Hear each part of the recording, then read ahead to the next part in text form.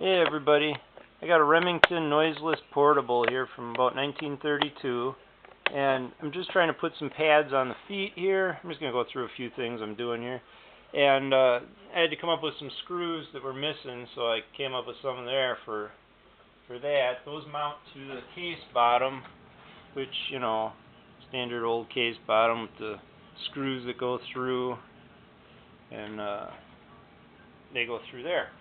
The rest of the case is pretty cool. It's got the little leather handle and the snake skin pattern thing inside, like that. It clips down, and you got a place to store paper. It's got this nice little pouch in here.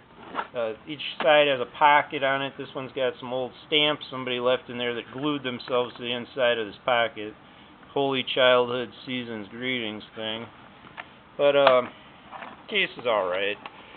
Now, with these pads for the feet, so I got some of my old foreign coins out. Turned out a Irish 5p 5-cent piece. Turned out to be the same size as those, so I'll use that for my pattern on this this thing I'm going to cut out of here. That stuff you buy at Walmart by the sheets in the craft aisle. It's I'll focus here for a sec and just cut this out.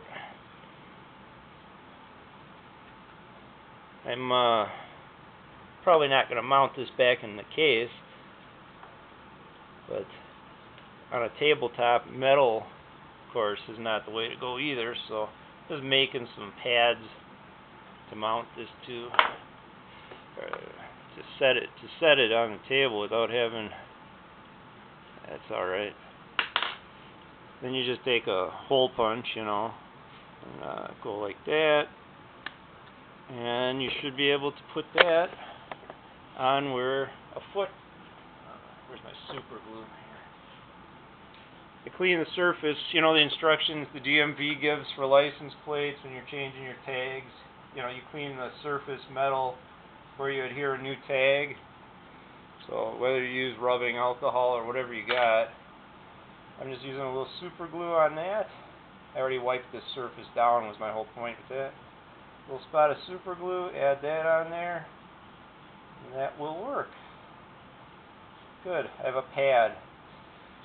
The rest of this is pretty easy. You got the little bell here. Let's see. Oh, it must be at the margin. There we go. Now, what the heck?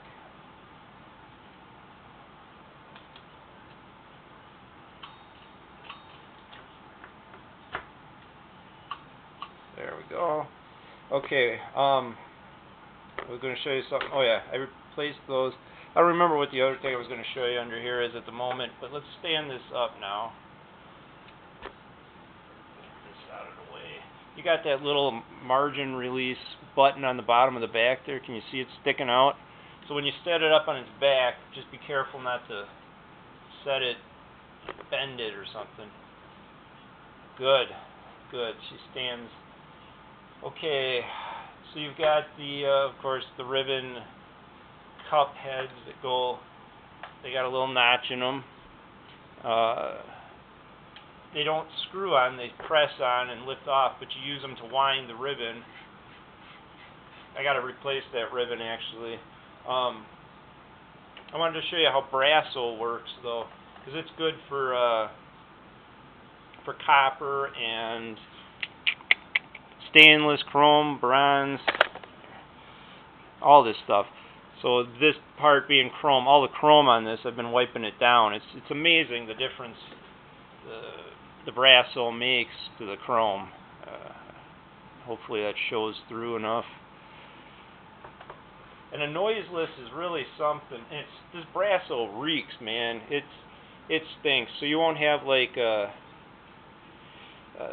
point where you go, once you put it on the rag and you do that to the rag, you won't forget the spot. It's going to stink. So if you got a lot of chrome to wipe down, you'll know where on your rag you are. There we go. And if you have something that's really bad looking, and like this typewriter is pretty cherry when you get to the thinking about things that are need to be wiped with brass, so, but if you got something that's really green or whatever, it's going to get on your fingers. I mean, it's just, but it works great. You'll see this difference in a sec here. Look at that.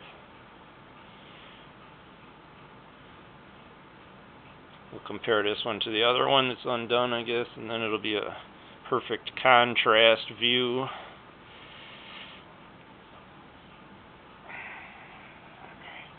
Aside from the lid, I'll worry about that in a minute. That's not what this is about. This is about the brass, the copper, chrome. I don't know if you can tell, but so this is the done one over here. This is the undone one. It makes a difference. Okay, let's see. How am I going to remember that? Now, what else did I want to show you here? Let's look at, so there's little rubber, oh, it's pretty cool too, that a noiseless, you know, when you press a key, it almost looks like it doesn't strike the page once you got a sheet of paper in there. Because you really, I know there's no ribbon there, but you really don't hear anything except the margin bell. And then you look, and look at that. Not that, but let's see. Right in here. It's been making an impression the whole time. It's just, noiseless is really something else. Can't wait to get her going. So there's the lid for it, though. And, you know, the old rubber is dead and flat. It's all flattened. So you've got these little pockets like here where it's going to be in the front. It actually said Monarch here at one time. But I've been dancing with a few different ideas on this, how to fill that in. And, oh, that's right. So I tried all this stuff here. I was looking at my washers and thinking about putting a washer under it. And then I got, of course, the grommet kit. You know, if you got like a Brother portable that needs new grommets up top or something, you replace them. I had all sorts of ideas going, and it came down to O-rings, I think. I think the laying in of an O-ring, look at that, now that sits right, and it just has enough clearance standing beyond the lid that when I run that through, I think it'll stand pretty good with the little O-ring in that pocket. You can buy a whole O-ring kit for dirt, you know. Look at that. That sits right in there, too. I think that's probably what I'm going to do is, let's just test this once. Rather than try and whittle something out. So, if I was going to make that try and stay there, though, I need to put a dab of something to hold it.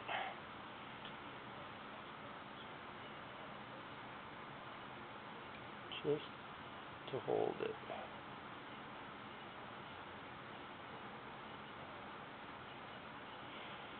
Okay, I'll do the same thing over here. Good. Let that dry for a sec. I'm just using it as a hand. Now the other two, of course, up here are flat and dead and rubbery. You had washers on the insides of the screws that mount this. You got two coming down from inside.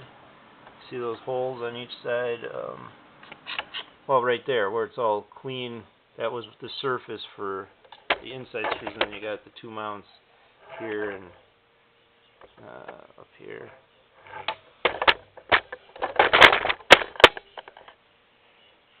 That should be good enough to hold that. So let's just lay this in there and take a look.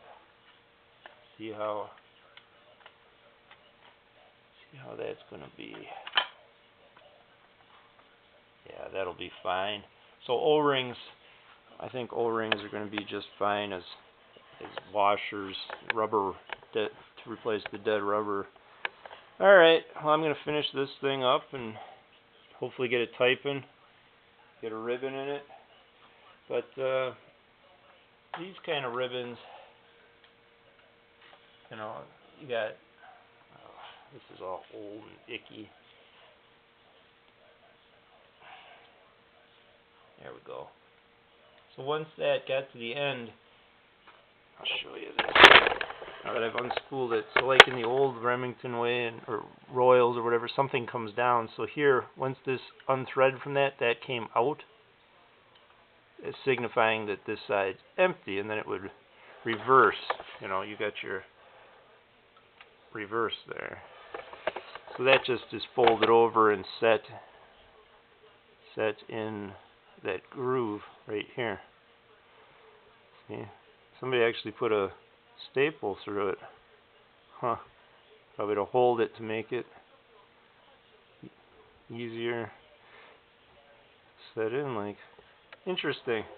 Alright, have a good day everybody. Merry Christmas.